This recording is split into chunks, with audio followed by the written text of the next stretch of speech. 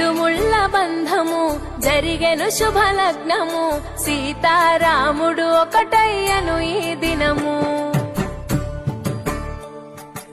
7 అడుగుల పయనము ఒకరికొకరు సొంతము కలిసి మెలిసి సాగను ఈ జీవితము. శతమానం భవతి అని వధువరులను దీవించి శ్రీరస్తు శుభమస్తని అతిథులు ఆశీర్వదించి పంచాభూతాల నడుమ 2 మనసులేకమై